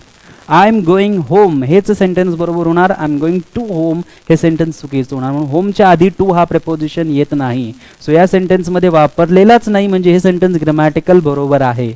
पुढचं सेंटेन्स बघा, सेम सेंटेन्स आहे. Father comes home to home at 5 o'clock at 5 o'clock. या ठिकाणी टू वापरण्यात आलेला आहे, म्हणून हे दुसरं सेंटेन्स जे आहे हे चुकीचं आहे. मग ज्या ऑप्शनमध्ये पहिलं सेंटेन्स बरोबर आणि दुसरं सेंटेन्स चुकीचं अशा पद्धतीने आपल्याला जाता येईल, तिथे आपले ऑप्शन्स एलिमिनेट होऊ शकतात का हे बघायचं आहे. बघा, पहिलं सेंटेन्स बरोबर आहे परंतु दुसरं सेंटेन्स चुकीचं आहे, म्हणून ऑप्शन ए होणार नाही. दुसरं सेंटेन्स चुकीचं आहे, म्हणून ऑप्शन बी आपलं उत्तर होणार नाही. तिसऱ्या सेंटेन्समध्ये पहिलं सेंटेन्स आणि तिसरं सेंटेन्स बरोबर आहे असं सांगण्यात येत आहे, म्हणजे कदाचित तर होऊ शकतं. आणि इथे सांगितलेलं आहे की ऑल 1, 2, 3 हे तिन्ही सेंटेन्सेस करेक्ट आहे, परंतु दुसरं सेंटेन्स चुकीचं असल्यामुळे ऑप्शन डी कॅन्सल होणार. आणि अशा प्रकारे 3 ऑप्शन्स एलिमिनेट झाल्यानंतर एकच ऑप्शन शिल्लक राहील, ऑप्शन सी, आणि मग हेच तुमचं उत्तर होणार. मग आता बघूया, the children brought a stray kitten home. आता इथे आपल्याला असं वाटतं की टू होम असं असायला हवं, तो होणार नाही. होमच्या आधी टू नाही, म्हणजे हे सेंटेन्स जे आहे हे बरोबर आहे. आणि म्हणून आपण 1 आणि 3 जे आहे त्या सेंटेन्सेसला या ठिकाणी अगदी बरोबर करण्याचा प्रयत्न करत आहे. क्लिअर? अत्यंत सोपा प्रश्न होता. टॅक्स असिस्टंट प्रिलिम्स एक्झामला 2017 मध्ये विचारण्यात आलेला होता. पुढचा प्रश्न आहे identify the correct sentence or sentences. The scissors are blunt. The scissors are blunt. या ठिकाणी आर आहे. The scissors are blunt. आता बघा, सीझर्स आपण जे म्हणतो ज्याला मराठीतून कात्री असं म्हटलं जातं. कात्री ही 2 भागांपासून बनलेली असते आणि 2 भागांपासून ज्या बनलेल्या वस्तू असतात त्या नेहमी बहुवचनी असतात, त्या नेहमी अनेकवचनी असतात, त्या नेहमी प्लुरल असतात. आणि म्हणून या ठिकाणी द सीझर्स म्हणजे कैची आणि तिथे प्लुरल आहे म्हणून आर लिहिलेला आहे आणि इथे लिहिलेलं आहे ब्लंट, म्हणजे हे सेंटेन्स जे आहे हे सेंटेन्स ग्रामॅटिकली बरोबर आहे. तर सेंटेन्स 1 जर बरोबर आहे तर आपल्याला बघायचं आहे की कोणत्या सेंटेन्समध्ये 1 बद्दल बरोबर बोललं जात नाही. ऑप्शन बी 1 कुठेच दर्शवत नाही, म्हणून ऑप्शन बी आपलं कोणत्याही परिस्थितीत उत्तर होणार नाही. आता इथे बघा, statistics was always my worst subject. आता इथे स्टॅटिस्टिक्स जो आहे हा एक विषयाचं नाव आहे, या ठिकाणी आपल्याला ते दिसतंय सब्जेक्टचं. आणि म्हणून एखाद्या विषयाचं नाव हे जेव्हा सब्जेक्ट म्हणून सेंटेन्समध्ये ट्रीट केलं जातं तेव्हा त्याला जरी शेवटी एस लागलेला असेल स्टॅटिस्टिक्स, तरी ते प्लुरल मानलं जात नाही, अनेक वचनी मानलं जात नाही, बहुवचनी मानलं जात नाही, ते सिंग्युलरच मानलं जातं, ते एकवचनीच मानलं जातं. आणि म्हणून या ठिकाणी आपल्याला सिंग्युलर व्हर्ब लिहावा लागतो. इथे सिंग्युलर व्हर्ब लिहिलेला आहे म्हणजे हे सेंटेन्स बरोबर आहे. Statistics was always my worst subject. हे सेंटेन्स जे आहे हे सेंटेन्स कसं आहे, बरोबर आहे. म्हणजे दुसरं सेंटेन्स जे आहे ते ग्रामॅटिकल बरोबर आहे. मग आपण आता जाऊ शकतो की सेंटेन्स हे ऑप्शन सी जे आहे हे ऑप्शन सी 1 ला बरोबर म्हणतंय, 3 ला बरोबर म्हणतंय, परंतु 2 ला बरोबर म्हणत नाही, जरी की दुसरं आपलं सेंटेन्स जे आहे ते बरोबर आहे. म्हणून आता याला एलिमिनेट करावं लागणार. ठीक. आता आपल्याकडे एकच ऑप्शन शिल्लक दोन ऑप्शन शिल्लक राहिले. एक तर 1, 2 आणि 3 हे सेंटेन्सेस बरोबर आहेत किंवा ऑल ऑफ द अबव हे सर्व सेंटेन्सेस जे आहेत हे बरोबर आहेत. मग बघूया तिसरं sentence. The economics behind their politics are unreasonable. आता या ठिकाणी बघा, इकॉनॉमिक्सच्या आधी काय यूज करण्यात आलेला आहे, आर्टिकल द. म्हणून यासाठी आपलं फर्स्ट चॅप्टर जे आहे आपल्या ऑनलाईन कोर्समधील, इंग्लिश ऑनलाईन कोर्समधील जे फर्स्ट चॅप्टर आहे नाऊन, त्याच्या जवळपास 19 पार्ट्स आहेत. त्या 19 पार्ट्समध्ये मी तुम्हाला समजून सांगितलेलं आहे की 2 भागांपासून तयार होणाऱ्या नाऊनबद्दलचे सर्व कन्सेप्ट्स. त्यामध्ये मी तुम्हाला सांगितलेलं आहे की विषयांची नावं की ज्यांच्या शेवटी एस येतो हे कधी सिंग्युलर असतात, हे कधी प्लुरल असतात. तेव्हा मी सांगितलं होतं की कोणत्याही विषयाच्या नावांच्या आधी अशा प्रकारे आर्टिकल द चा वापर केलेला असेल, इकॉनॉमिक्स असेल, पॉलिटिक्स असेल, मॅथमॅटिक्स असेल, अकाउस्टिक्स असेल, जिम्नॅटिक्स असेल, कोणत्याही विषयाचं नाव असेल, फिजिक्स असेल की ज्यांचे ICS ने शेवट होतो अशा विषयांची नावं. मग फिजिक्सचा शेवट ICS ने होतो, त्यानंतर इकॉनॉमिक्सचा शेवट ICS ने होतो, मॅथमॅटिक्सचा शेवट ICS ने होतो, पॉलिटिक्सचा शेवट ICS ने होतो. मग या ICS ने शेवट होणाऱ्या विषयांच्या नावांच्या आधी जर आर्टिकल द लागत असेल किंवा यांच्या आधी जर पॉझेसिव्ह ॲडजेक्टिव्ह लागत असेल तर हे प्लुरल होतात आणि प्लुरल होतात म्हणून यांच्यासोबत प्लुरल व्हर्ब वापरावा लागतो. आणि म्हणून इकॉनॉमिक्सच्या आधी आर्टिकल द वापरल्यामुळे इकॉनॉमिक्स प्लुरल झालं. हे बिहाइंड देअर पॉलिसीज, पॉलिसीजच्या मागचं जे इकॉनॉमिक्स आहे, पॉलिटिक्सच्या मागचं जे इकॉनॉमिक्स आहे ते प्लुरल आहे. प्लुरल असल्यामुळे या ठिकाणी आर जो आहे तो अगदी बरोबर आहे आणि बरोबर असल्यामुळे हे सेंटेन्स जे आहे हे सेंटेन्स कसं आहे, अगदी करेक्ट आहे. म्हणून आपण जाऊ शकतो 1, 2, 3 बरोबर किंवा चौथं सेंटेन्स जर बरोबर असेल तर आपल्याला चौथा ऑप्शन मार्क करावा लागेल डी. मग आता बघूया, the governing party usually, the governing party. आता या ठिकाणी सब्जेक्ट काय आहे, the governing party. The governing party म्हणजे काय, अशी पार्टी की जी सध्या सरकारमध्ये आहे. फॉर एक्झाम्पल आपल्या भारताचं एक्झाम्पल घेतलं तर BJP काय आहे, पार्टी आहे, परंतु सध्या गव्हर्नमेंटमध्ये कोण आहे भारताच्या, BJP या पार्टीची मेजॉरिटी आहे, म्हणून त्याला आपण म्हणतो द गव्हर्निंग पार्टी. म्हणजे आज भारतामध्ये गव्हर्निंग पार्टी कुठली आहे, द BJP. म्हणून द गव्हर्निंग पार्टी, गव्हर्न करणारी, शासन करणारी जी पार्टी आहे. युजली, आता या ठिकाणी युजली हा शब्द आला म्हणजे प्रेझेंट इंडेफिनिट टेन्स येणार, म्हणजे V1 किंवा V1 ला SES लावावा लागणार.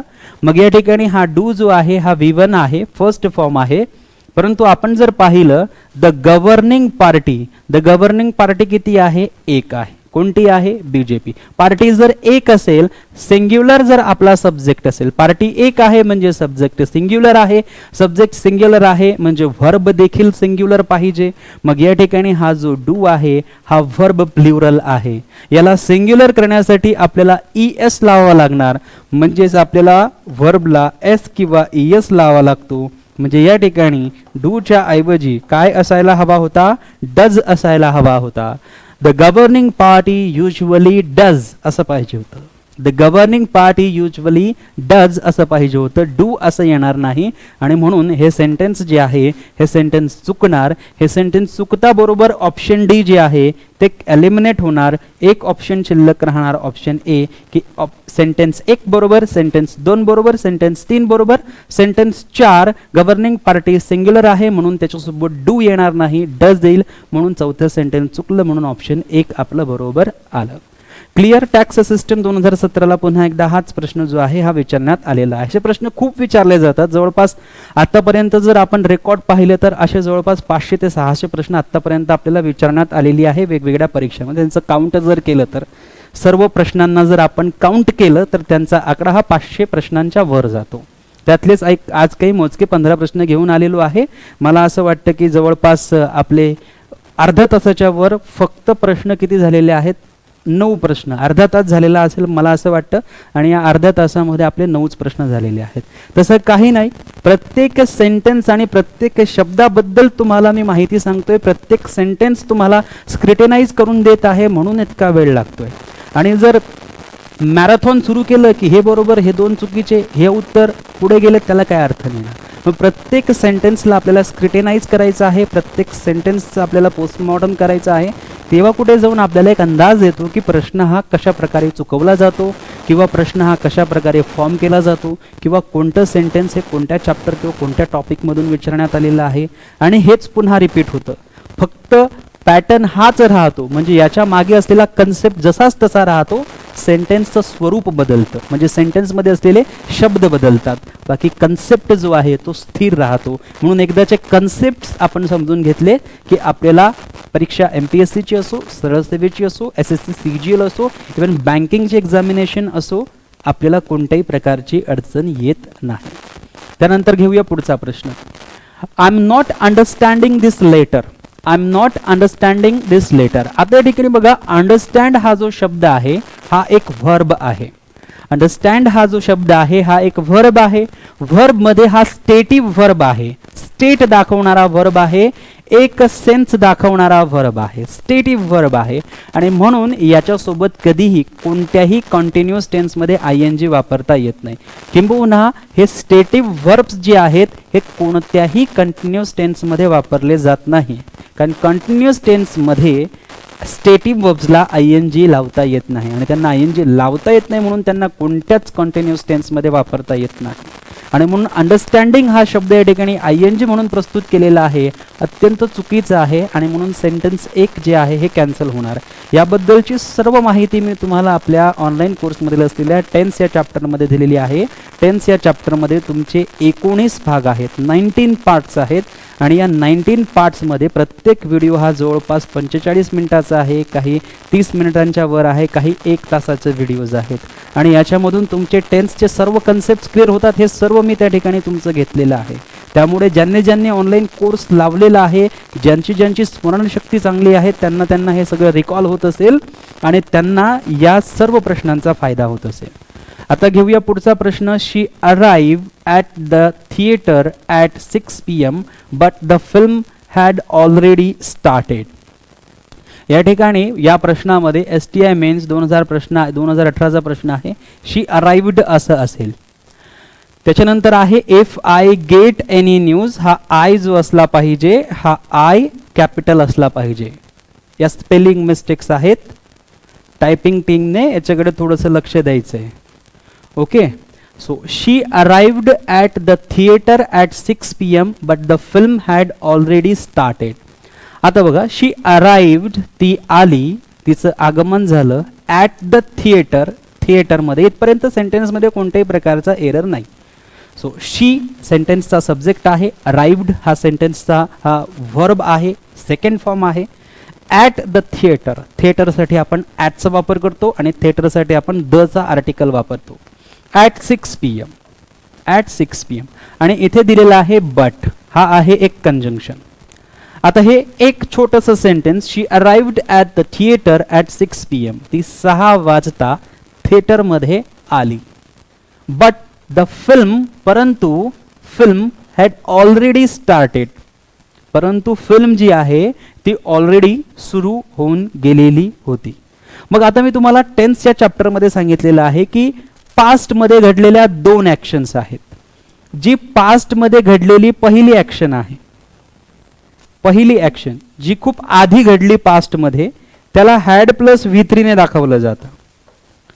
आणि पास्टमध्येच ह्या ॲक्शन झाल्यानंतर दुसरी एखादी ॲक्शन झाली तर तिला V2 ने दाखवलं जातं. ठीक, म्हणजे पास्टमध्ये फिल्म सुरू झाली ही एक ॲक्शन, आणि पास्टमध्ये ती थिएटरमध्ये पोहोचली ही दुसरी ॲक्शन. परंतु या 2 ॲक्शनमध्ये आपल्याला अनालाइज करायचं आहे, आपल्याला फाइंड आउट करायचं आहे की आधी नेमकं काय झालं पास्टमध्ये. पास्टमध्ये ती थिएटरमध्ये पोहोचली की सर्वात आधी पास्टमध्ये फिल्म सुरू झाली होती. ती पोहोचण्याच्या आधीच फिल्म सुरू झाली होती, म्हणजे फिल्म सुरू होणे ही पास्ट मधली पहिली ऍक्शन आहे आणि ती हॅड प्लस V3 मध्ये येणार. म्हणून बघा फिल्मचा जो सेंटेन्स आहे, the film had already started, हे सेंटेन्स या ठिकाणी हॅड प्लस V3 मध्ये दाखवलेलं आहे आणि ही पास्टची फर्स्ट ऍक्शन आहे. First action of the past, first action of the past, अगदी बरोबर आहे. आणि जी सेकंड ऍक्शन आहे की जी पास्ट मध्येच झाली परंतु पहिली ऍक्शन झाल्यानंतर झालेली आहे, ती ऍक्शन दाखवण्यासाठी आपण V2 चा वापर करतो. या ठिकाणी बघा सब्जेक्ट आहे शी आणि अराइव्ड आहे V2, म्हणजे हे सेंटेन्स ग्रामॅटिकल बरोबर आहे.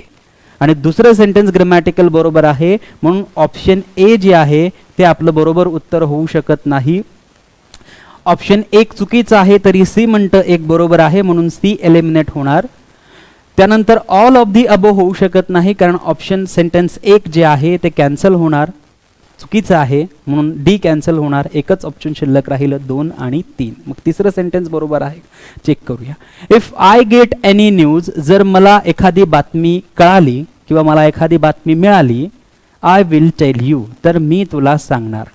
म्हणजे या ठिकाणी बघा पहिले काय आहे, एक कंडिशन आहे. If I get any news it's a condition, if I get any news condition आहे.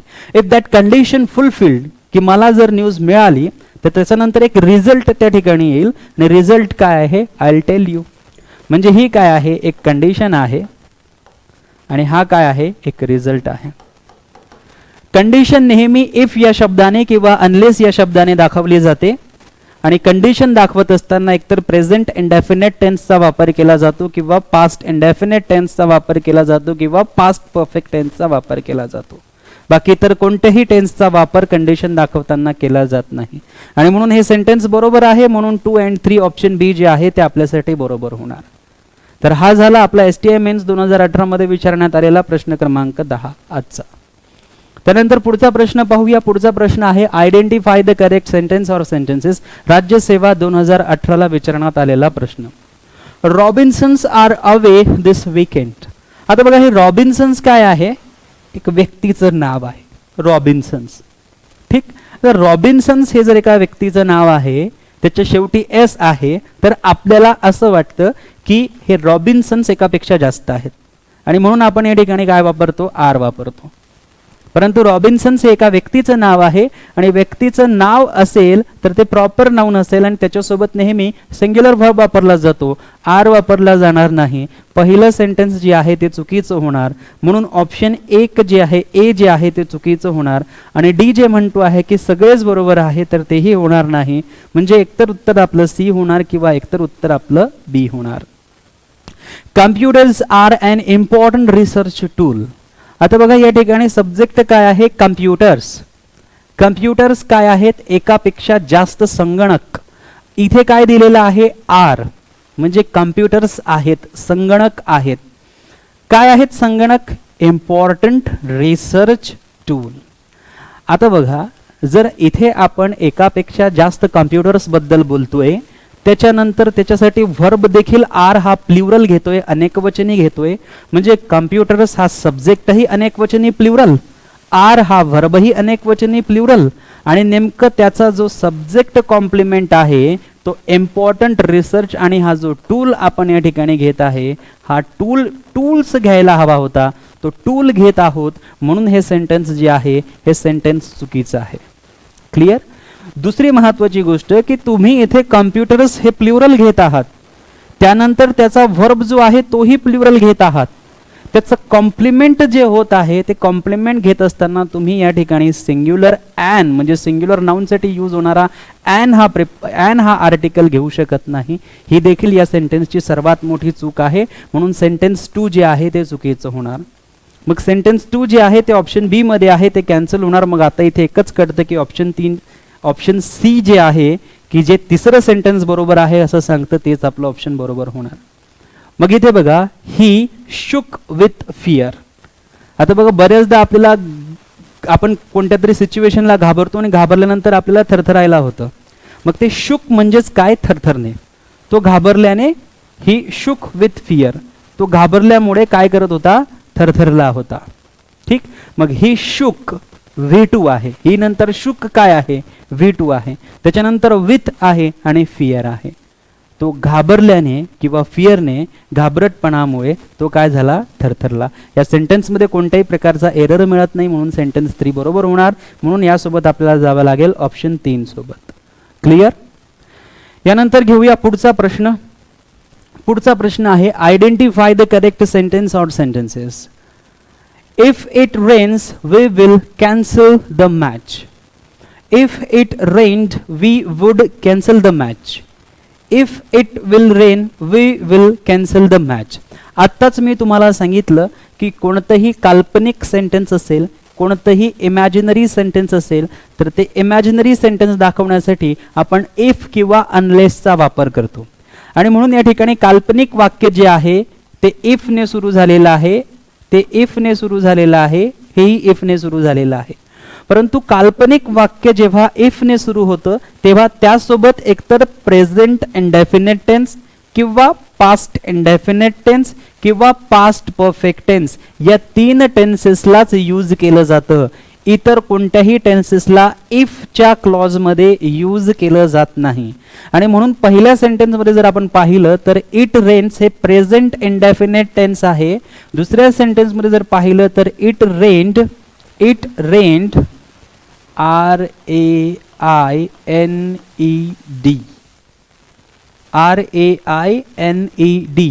रेन्ड. सो इफ इट रेन्ड हा काय आहे, V2 आहे. आणि या ठिकाणी हा जो V2 आहे हा पास्ट इंडेफिनिट टेन्सला आपल्याला या ठिकाणी सांगत आहे. म्हणजे आपण म्हणू शकतो की हे देखील बरोबर आहे. परंतु तिसऱ्या सेंटेन्समध्ये इट विल रेन असं सांगण्यात आलेलं आहे. म्हणजे इफ सोबत आपण फ्युचरच्या कोणत्याही टेन्सचा वापर करू शकत नाही. सो इफच्या क्लॉजमध्ये विल येणं हे खूप चुकीचं असतं, म्हणून तिसरं जे सेंटेन्स आहे ते चुकीचं होणार. मग तिसरं सेंटेन्स कुणी कुणी म्हटलेलं आहे, ऑप्शन ए म्हणतो तिसरं सेंटेन्स बरोबर आहे, ऑप्शन ए कॅन्सल होणार. ऑप्शन सी म्हणतो तिसरं सेंटेन्स बरोबर आहे, सी कॅन्सल होणार. ऑप्शन डी काय म्हणतोय की सर्वचे सर्व सेंटेन्सेस बरोबर आहेत परंतु तिसरं सेंटेन्स चुकीचं आहे, म्हणून ऑल ऑफ दी अबव होऊ शकत नाही. म्हणून एकच सेंटेन्स शिल्लक राहिलं, एकच ऑप्शन शिल्लक राहिलं बी, की 1 आणि 2 ही दोन्ही सेंटेन्सेस बरोबर आहेत. मग बघा, इफ इट रेन्स जर प्रेझेंट इंडेफिनिट टेन्स हा इफच्या वाक्यामध्ये असेल तर पुढच्या वाक्यामध्ये मॉडेल ऑक्झिलरी म्हणून एकतर आपण विलचा, शॅलचा, कॅनचा किंवा मेचा वापर करू शकतो. मग या ठिकाणी बघा, वी नंतर हा ॲपॉस्ट्रॉफी करून डबल एल देण्यात आलेला आहे. हा आपण शॅलसाठी देखील वापरू शकतो, विल साठी देखील वापरू शकतो. म्हणजे या ठिकाणी वी नंतर शाल असेल तरी बरोबर होईल, वी नंतर विल असेल तरी बरोबर होईल. म्हणजे हे सेंटेन्स अगदी बरोबर आहे.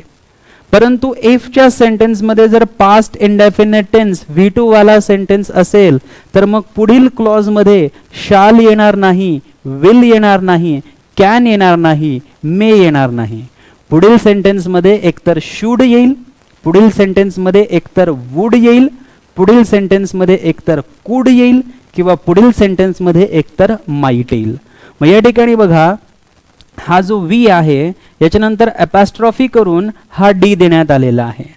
मग हा जो वी आणि डी देण्यात आलेला आहे हा वी हॅडचं कॉन्ट्रॅक्शनही असू शकतं आणि वी वुडचं कॉन्ट्रॅक्शन देखील असू शकतं. वी आणि हॅडला एकत्र जोडलं तरी आपण असं लिहू शकतो, वी आणि वुडला एकत्र जोडलं तरी आपण असं लिहू शकतं. मग या ठिकाणी हॅड समजायचा की वुड समजायचा ते समजेल पुढे काय वापरलेलं आहे. इथे वापरलेलं आहे कॅन्सल आणि कॅन्सल आहे V1 आणि हॅड नंतर V3 वापरला जातो, वुड नंतर V1 वापरला जातो. दिसतंय? ओके. हॅड नंतर V3 वापरला जातो, वुड नंतर V1 वापरला जातो. म्हणजे या ठिकाणी V1 आहे, म्हणजे हा डी वुड साठी वापरलेला आहे, हॅड साठी वापरलेला नाही. आणि पुढे हे सेंटेन्स अगदी बरोबर आहे, म्हणजे हे सेंटेन्स बरोबर आहे. सेंटेन्स बरोबर असल्यामुळे ऑप्शन बी सोबत जावं लागेल की पहिला आणि दुसरे सेंटेन्स जे आहे ते कसं आहे, बरोबर आहे. क्लिअर? मग हा जो पार्ट आहे हा पार्ट टाइप्स ऑफ सेंटेन्सेस मधील आहे. Types of sentences, types of sentences. आपल्या ऑनलाईन कोर्समध्ये टाइप्स ऑफ सेंटेन्सेस नावाचं फोल्डर ओपन करायचं, रेकॉर्डेड लेक्चरमध्ये आहे. टाइप्स ऑफ सेंटेन्सेस नावाचं फोल्डर ओपन करायचं. त्यामध्ये मी तुम्हाला सर्व व्यवस्थित समजून सांगितलेलं आहे. सिम्पल सेंटेन्सेसचा वेगळा पार्ट आहे, कंपाऊंड सेंटेन्सचे वेगळे पार्ट्स आहेत, कॉम्प्लेक्स सेंटेन्सेसचे वेगळे पार्ट आहेत, मिक्स सेंटेन्सेसचे वेगळे पार्ट आहेत, इंटरगेटिव्ह सेंटेन्सेसचे वेगळे पार्ट आहेत, एक्सक्लामेटरी सेंटेन्सेसचा वेगळा पार्ट आहे.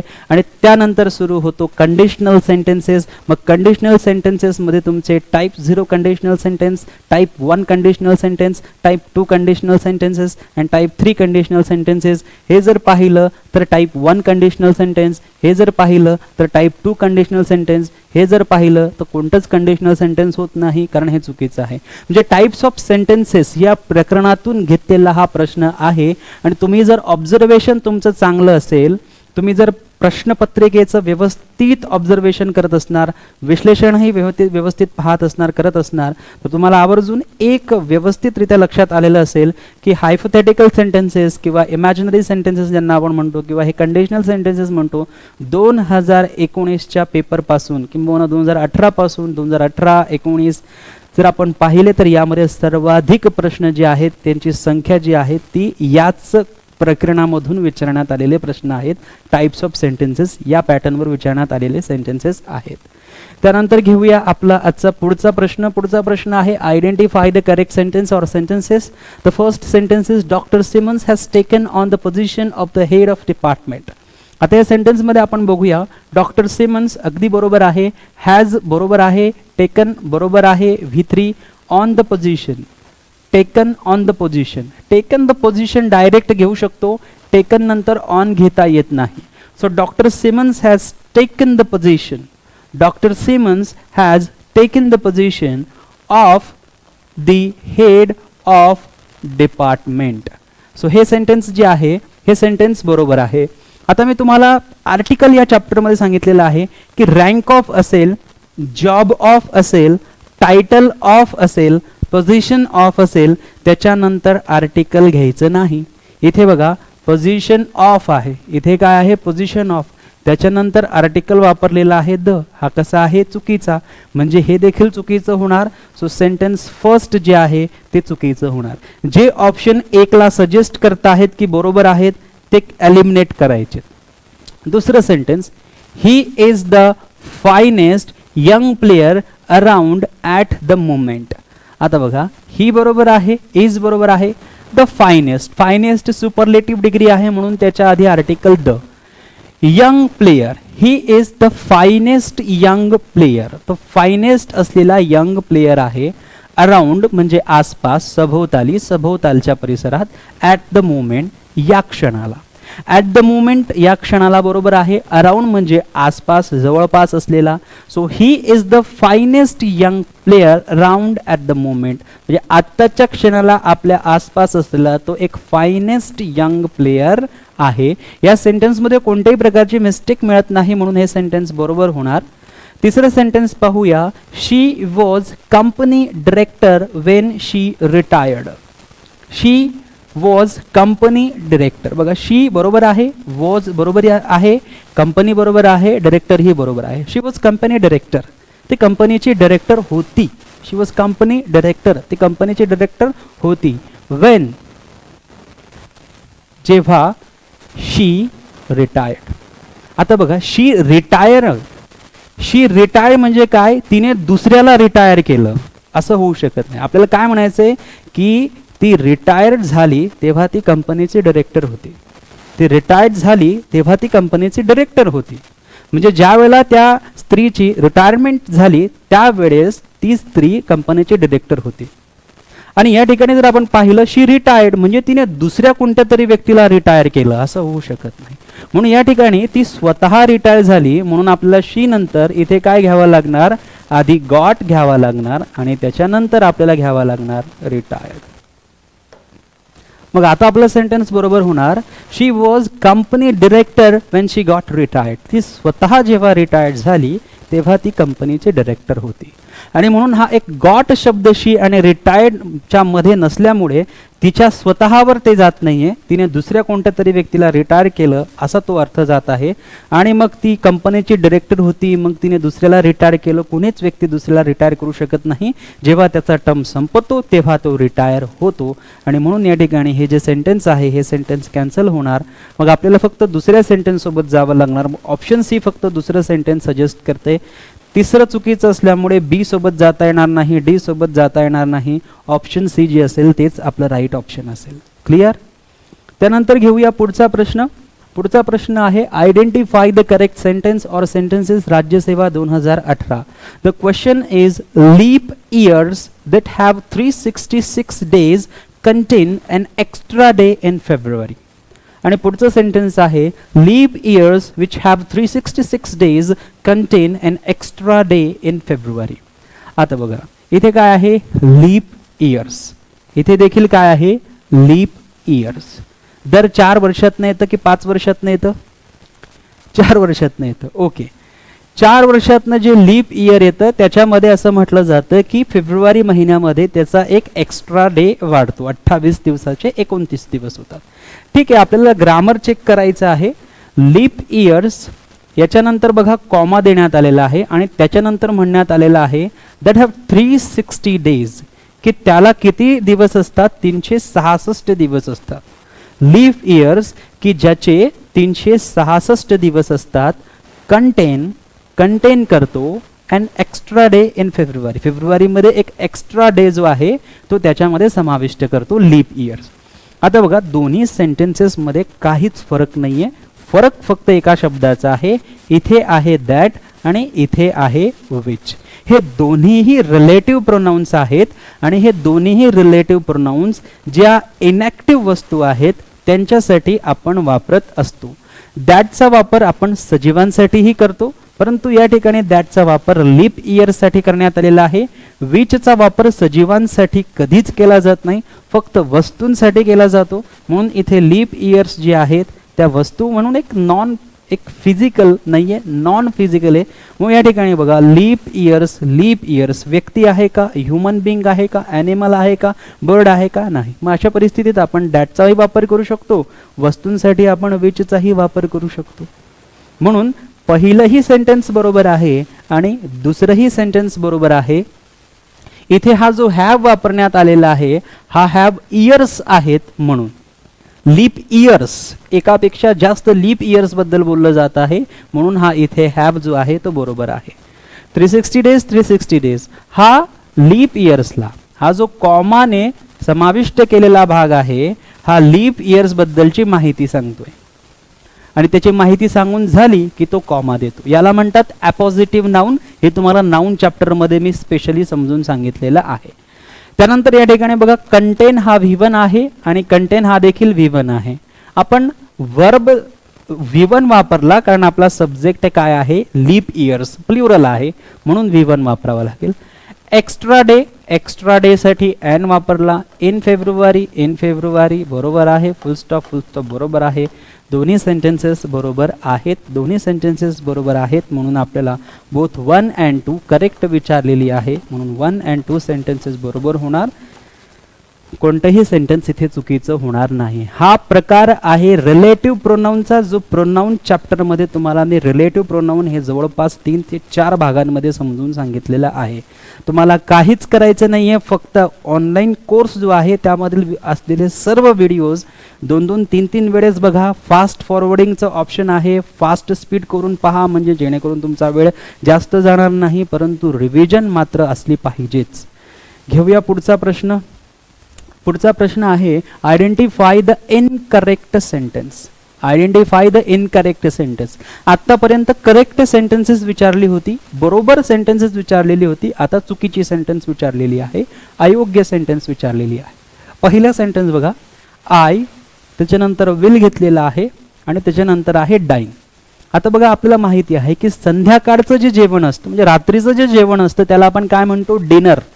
रात्रीचं जे जेवण असतं त्याला आपण काय म्हणतो डिनर. आणि ते डिनर जे आहे ते एक नाऊन म्हणून वापरलं जातं. त्याचाच व्हर्बचा फॉर्म काय असतो डाईन. आणि म्हणून आय विल डाईन म्हणजे मी रात्रीचं जेवण करणार. आय विल डाईन म्हणजे मी रात्रीचं जेवण करणार. विथ देम त्यांच्यासोबत, मी रात्रीचं जेवण त्यांच्यासोबत करणार. सेंटेन्स बरोबर आहे. On next Sunday, on next Sunday. आता बघा, पुढच्या संडेला, पुढच्या रविवारी मी त्यांच्यासोबत जेवण करणार. I will dine with them, मी त्यांच्यासोबत जेवण करणार. कधी? ऑन नेक्स्ट संडे, पुढच्या रविवारी. आता संडे आहे, संडेसाठी आधी तुम्ही या ठिकाणी नेक्स्ट घेतलेला आहे जवळचा. बघ हा ऑन जो आहे हा ऑन अननेसेसरी आहे, हा ऑन अनावश्यक आहे. म्हणजे या ठिकाणी सेंटेन्समध्ये ऑन असल्यामुळे हे सेंटेन्स कसं आहे? चुकीचं आहे. ओके, एकतर तुम्ही नेक्स्ट संडे लिहा किंवा तुम्ही ऑन संडे म्हणा. तुम्ही ऑन आणि नेक्स्ट किंवा इन आणि नेक्स्ट हे दोन्ही प्रिपोजिशन एकासोबत घेऊ शकत नाही. त्यामुळे हे सेंटेन्स रॉंग झालं, चुकीचं झालं. जे जे सेंटेन्स एक सजेस्ट करते ते ऑप्शन पहिले कॅन्सल करायचे. हा बोथ एक अँड सॉरी, आपल्याला इथे चुकीचे सेंटेन्सेस विचारलेली आहेत. सो पहिलं सेंटेन्स चुकीचं आहे म्हणून ए ऑप्शन बरोबर होऊ शकतं, ऑप्शन बी बरोबर होऊ शकतं. आता या ठिकाणी हे चेक करायचं आहे की 1 इज करेक्ट, 2 इज इनकरेक्ट. म्हणजेच काय की हे पहिलं करेक्ट आहे असं होऊ शकत नाही. मग आपल्याला जावं लागेल ऑप्शन 2 सोबत, ऑप्शन सी सोबत ओनली 2. आता बघा, ही वेंट टू स्कूल, ही म्हणजे तो, वेंट म्हणजे V2, गेला. कुठे गेला? टू स्कूल, तो शाळेत गेला. But returned back, but returned back immediately, परंतु तात्काळ तो परत आला, तात्काळ तो रिटर्न आला. मग आपण जर या ठिकाणी पाहिलं, सॉरी, आपण जर या ठिकाणी पाहिलं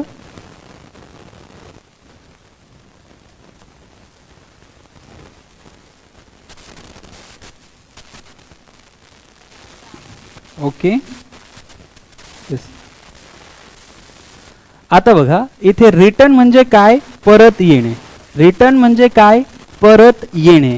आणि त्यासाठी पुन्हा एकदा हा बॅक वापरलेला आहे. या रिटर्न शब्दामध्येच मराठी परत येणे, रिटर्नचा अर्थ काय होतो? परत येणे. परत पण आहे आणि येणे पण आहे. मग हा पुन्हा जो बॅक आहे, हा बॅक परत या ठिकाणी परत हा अर्थ देत आहे. म्हणजे रिटर्न बॅकचा अर्थ होतो परत परत येणे. सो परत परत येणे हे मराठीसारखं आपण इथे वापरू शकत नाही. आणि म्हणून हे सेंटेन्स जे आहे, हे सेंटेन्स कसं आहे? चुकीचं आहे. म्हणून both first and second sentences are incorrect, हे चुकीचे सेंटेन्सेस आहेत. म्हणून आपल्याला उत्तर घ्यावं लागणार ऑप्शन ए. सी जे आहे ते आपलं उत्तर होणार नाही. आणि म्हणून आपलं ऑप्शन होणार बोथ 1 अँड 2 आर इनकरेक्ट. आपल्याला इनकरेक्ट विचारलेली आहे, दोन्ही सेंटेन्सेस इनकरेक्ट आहे. म्हणून आपल्याला ऑप्शन 1 सोबत जावं लागेल, बोथ 1 अँड 2. तर हे होते आपले आजचे 15 प्रश्न. या 15 प्रश्नांचं हे होतं ॲनालिसिस. प्रत्येक प्रश्नांमध्ये जे सेंटेन्सेस होते त्या सेंटेन्सेसमध्ये प्रत्येक जो शब्द होता त्या शब्दाला स्क्रिटिनाइज करून मी तुमचं हे ॲनालिसिस केलेलं आहे, हे तुमचं विश्लेषण केलेलं आहे, तुमचं म्हणजे प्रश्नांचं विश्लेषण केलेलं आहे. आणि हे विश्लेषण जर तुम्ही वारंवार 2 ते 3 वेळेस पाहिलं तर नक्कीच तुम्हाला अशा प्रकारच्या प्रश्नांच्या मागचा नेमका कन्सेप्ट काय आहे. प्रश्न जरी 10 असले, किती प्रश्न होते? 15. प्रश्न जरी 15 होते तरी प्रत्येकी 15 प्रश्नामध्ये कुठेतरी 4 आणि कुठेतरी 3 सेंटेन्सेस होते. म्हणून ऑन एन ॲव्हरेज जर आपण 11 प्रश्न पकडले आणि 4 सेंटेन्सेस पकडले तर 11 चोक 44 म्हणजे 44 सेंटेन्सेस. आणि 44 सेंटेन्सेसच्या मागचे असलेले कन्सेप्ट जे आहेत ते कन्सेप्ट आपण समजून घेतले. म्हणजे आजच्या या भागामध्ये फक्त आपले 15 प्रश्नांचं ॲनालिसिस झालं नसून 44 वाक्यांचं ॲनालिसिस झालेलं आहे. 44 कन्सेप्ट्स मी तुम्हाला सांगितलेले आहेत. आणि हे 44 कन्सेप्ट जर तुम्हाला समजले तर भविष्यात होणाऱ्या कोणत्याही एक्झाममध्ये या 44 कन्सेप्टमधून कमीत कमी 7 ते 8 कन्सेप्ट्सवर तर प्रश्न विचारलेच जातील. तेव्हा नक्कीच तुम्हाला फायदा होईल. आणि अजूनही तुम्ही आमचे ऑनलाईन कोर्सेस जॉईन केले नसतील तर SK एज्युकेशन नावाचं ॲप आहे, ते प्ले स्टोअरवरनं डाउनलोड करा. आणि तिथे असलेले इंग्रजीचे जे कोर्सेस आहेत त्याच्यामध्ये असलेले जे डेमो लेक्चर्स आहेत ते एकदा बघा. त्याच्यामध्ये तुम्हाला काय काय मिळतंय ते बघा. तिथे नंबर दिलेला असेल त्या नंबरवर एकदा कॉल करून बघा. तुम्हाला जी माहिती हवी असेल ती माहिती तुम्हाला पुरवली जाईल. नक्कीच या कोर्सेसमधून तुमचे कन्सेप्ट क्लिअर होतील, तुमच्या अभ्यासाला एक नवीन दिशा मिळेल, तुमचा कॉन्फिडन्स वाढेल. कॉन्फिडन्स वाढल्यामुळे तुम्ही प्रॅक्टिस करणार, प्रॅक्टिस केल्यामुळे येणाऱ्या सर्व परीक्षेमध्ये तुम्हाला आधीच्यापेक्षा आत्ता इंग्रजीमध्ये जास्त मार्क्स मिळतील, जास्त गुणस मिळतील. म्हणून to get high score in English, इंग्लिशमध्ये हाय स्कोर मिळवण्यासाठी you should always join our English online course. आणि म्हणून डिस्क्रिप्शन बॉक्समध्ये लिंक दिलेली आहे, एकदा लिंकवर जाऊन डाउनलोड करा किंवा दिलेल्या नंबर्सवर कॉल करून माहिती घ्या. आजच्या लाईव्ह लेक्चरमध्ये फक्त इतकंच. भेटूया पुढच्या एका नवीन लाईव्ह लेक्चरमध्ये. तोपर्यंत काळजी घ्या, अभ्यास करा. Take care, bye bye. जय हिंद, जय भारत.